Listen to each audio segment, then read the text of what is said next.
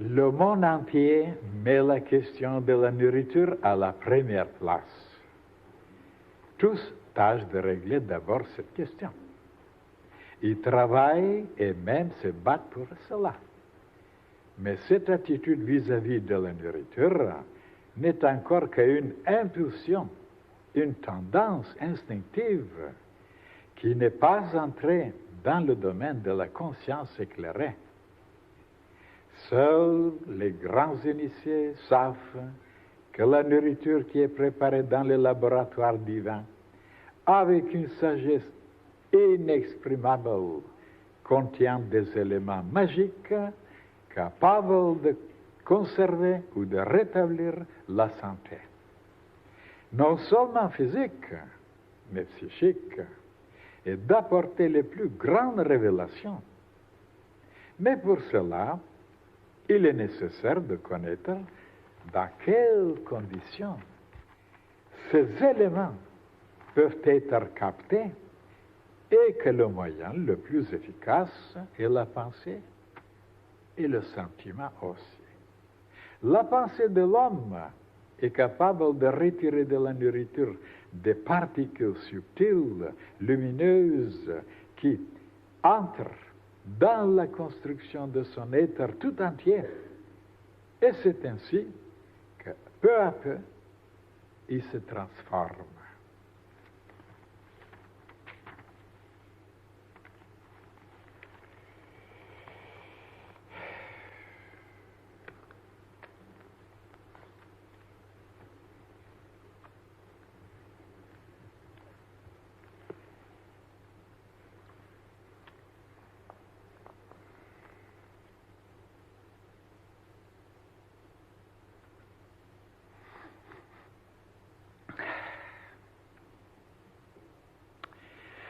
Cette page, mes chers frères et sœurs, n'est pas tellement inconnue, tellement difficile à comprendre, parce que déjà, il y a un petit livre qui traite de la nutrition. Qu'est-ce que c'est la nourriture et dans quelles conditions il faut l'absorber? Ce qui n'est pas connu, justement, malheureusement, par le monde entier. Ça, vous le savez, tous. Vous avez assisté, vous avez observé, vous êtes invités pendant des repas, comment on mange, comment on parle, comment on discute, comment on est en colère, comment on casse les choses. Et sans se rendre compte qu'on pouvait devenir malade à la longue, bien sûr. Et maintenant, vous n'avez plus besoin même que je m'arrête sur ce sujet.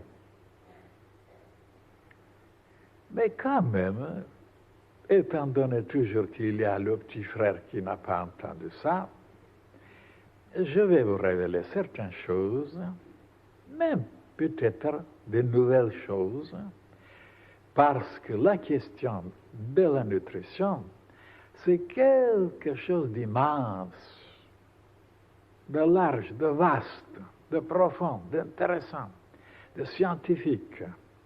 Et c'est justement la seule chose que les gens n'ont pas compris comme il faut. Est-ce qu'ils ont pensé, par exemple, comment la nourriture est préparée dans les laboratoires de la nature? Et des mois et des années, comment le soleil travaille, comment d'autres esprits de la nature qui travaillent sur les arbres, sur les arbustes, sur les fleurs, sur les fruits. Qu'est-ce qu'ils sont en train de mettre en dedans? Et des choses tellement subtiles, tellement inconnues, tellement importantes, tellement extraordinaires. Et les humains n'ont jamais pensé à ça. Alors, ils savent seulement comment avaler, comment manger automatiquement, sans réfléchir, sans s'arrêter, sans comprendre, comme ça, en pensant que cela suffit.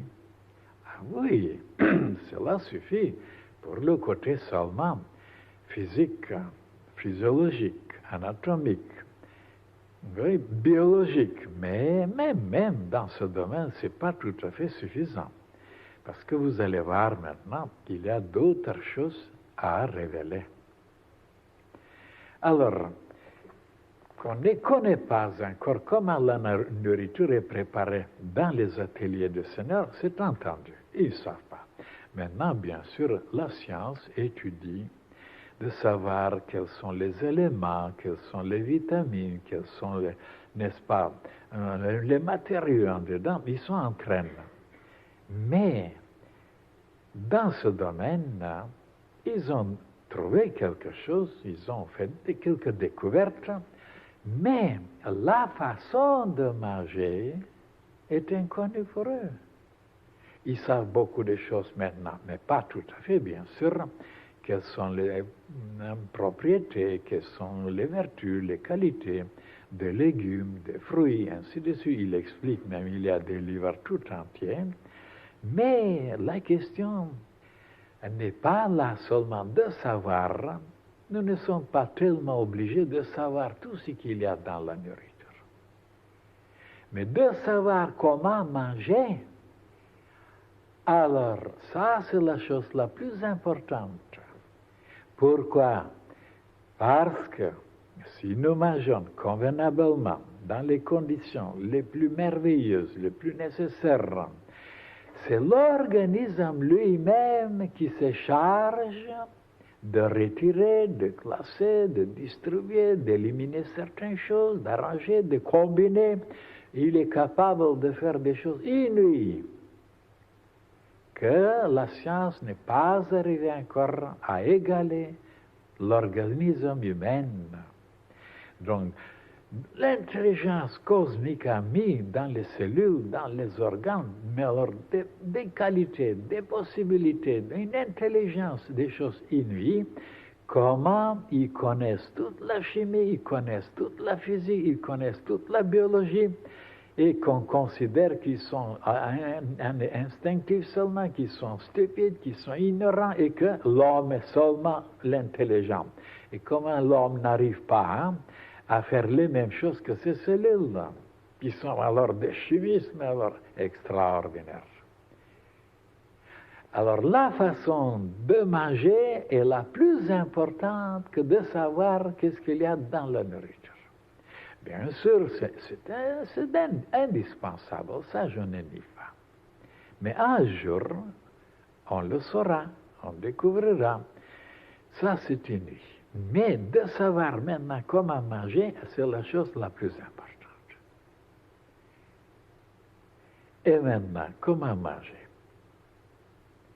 Alors, étant donné que la nature a mis dans la nourriture des éléments tellement subtils, tellement éthériques, tellement invisibles, tellement impalpables, que la science ne pourra jamais les trouver dans leur laboratoire, parce qu'il n'y a aucun instrument pour pouvoir les capter, pour pouvoir les recevoir. Donc, ce sont des éléments qui échappent à la science. Ce sont des choses tellement sublimes, tellement éthériques. Et alors, pour pouvoir les capter, ce n'est pas seulement l'estomac qui doit se mettre au travail, et même la bouche qui est encore un estomac plus supérieur, comme je vous ai déjà expliqué, qu'est-ce qu'il y avait dans la bouche comme glande, pour retirer tout d'abord le côté éthérique de la nourriture, et c'est après de renvoyer tout ce qui est le plus grossier dans l'estomac. Et que je vous ai expliqué qu'avant même d'assimiler, de digérer la nourriture qui était envoyée dans l'estomac, la bouche déjà a reçu des choses éthériques et les a envoyées dans le système nerveux, et l'homme qui a jeûné plusieurs jours, qui ne savait pas ni bouger ni parler, seulement avec un fruit, avant qu'il soit envoyé dans l'estomac, il regarde autrement, il pense autrement, il se lève, il parle. Donc, la bouche, c'est un estomac que les humains n'ont pas découvert encore, qui prend les choses les plus subtiles tout d'abord, Et c'est après, l'estomac prend les choses les plus grossières. Encore une chose que les humains ne connaissent pas, même les plus grands savants ne connaissent pas, parce que je les ai vus comment ils mangeaient à table. Oui. Et alors, maintenant, les conditions, ça veut dire dans quel état il faut manger. Étant donné que c'est une chose parmi les plus importantes dans la vie, parmi les plus importantes, puisque sans la nourriture, sans ces forces qu'on en reçoit, on ne peut rien, on est mort. Alors donc, il n'y a rien au-dessus de la vie. Tout le reste, d'apprendre, de lire, de travailler, de bricoler, de se bagarrer, ainsi de suite, c'est à la deuxième, troisième et unième place, parce que sans la vie, il n'y a rien. Donc la chose la plus importante, c'est la nutrition. Bien sûr, après, il y a la respiration, après, il y a encore d'autres choses, mais prenons dans le plan physique, il n'y a rien qui dépasse la nutrition. C'est la clé de tout, c'est le commencement de tout. Voilà, c'est la chose la plus importante. Mais, seulement quand on sait comment recevoir la nourriture, et c'est ça justement qui manque.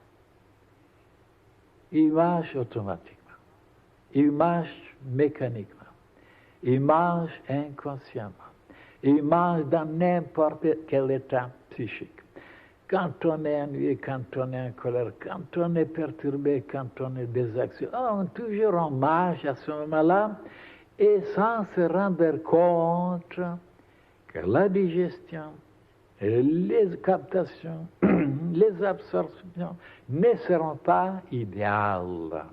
Il y aura toujours quelque chose qui manquera, il y aura toujours quelque chose qui nuira, et c'est comme ça que toutes les maladies proviennent de la nutrition défectueuse.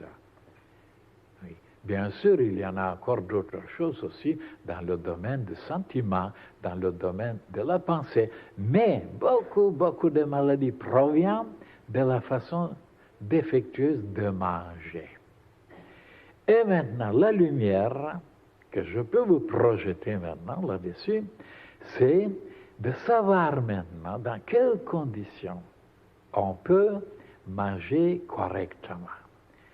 Tout d'abord, de savoir que la nourriture contient des éléments de la plus haute importance, non seulement pour le domaine physique, pour le corps physique, mais pour la pensée, pour l'âme, pour l'esprit, pour les sentiments, pour l'état de conscience. Et alors, de savoir tout d'abord, deuxièmement, de montrer une telle importance, un tel respect, un tel amour envers cette richesse que la nature nous donne en profusion généreusement et que nous sommes tellement aveugles, tellement bêtes, tellement ingrats, comment voulez-vous après recevoir des choses divines? Tout d'abord donc d'avoir la conscience de l'importance de ces éléments. Et on ne peut pas le faire si on marche, si on parle, si on crie, si on gesticule, si on casse les choses. C'est pourquoi le silence qui existe ici maintenant pendant les repas est de la plus haute importance. Donc le silence est une condition seulement qui aide les créatures de pouvoir se concentrer, de pouvoir penser, de pouvoir sentir, pour pouvoir attirer, capter, recevoir des choses sublimes et subtiles. Et c'est pourquoi à ce moment-là, dans ce silence, on est tranquille, on n'est pas dérangé, on pense à la nourriture et on l'aime. On pense à toutes ces richesses qui sont en dedans, d'où elle vient, comment on l'a préparée et quelle importance. Et alors, de cette façon, avec l'amour qu'on a pour elle et la pensée aussi, on arrive à recevoir le côté le plus subtil, le plus éternel, le plus utile de la nourriture. Et de cette façon, on nourrit non seulement le plan physique, mais le corps éthérique, le corps astral, le corps mental. Et si, bien sûr, on arrive un peu encore plus haut à avoir des sentiments de reconnaissance, de gratitude, d'inspiration pendant les repas, on reçoit encore des particules plus hautes, parce qu'il y a de tout dans la nourriture. Dieu a tout prévu. Seulement les humains qui sont tellement descendus, tellement comme les animaux, alors ils ne reçoivent pas grand-chose. Seulement, bien sûr, des forces, des énergies pour se battre, pour crier, pour casser, pour ainsi de suite. Mais pas pour méditer, pour contempler, pour s'éloigner, pour capter, pour comprendre, pour voir, pour sentir, et pour aller jusqu'au ciel.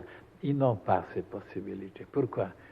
Parce que les éléments qui étaient dans la nourriture, qu'ils les ont rejetés, les meilleurs, ils ne les ont pas reçus, ils n'ont pas la possibilité. C'est pourquoi ils n'ont pas ces forces, ces puissances, ces pouvoirs d'aller très haut pendant la journée ou pendant la lecture ou pendant la contemplation. Alors vous voyez, la façon de manger peut nous aider énormément dans le travail spirituel.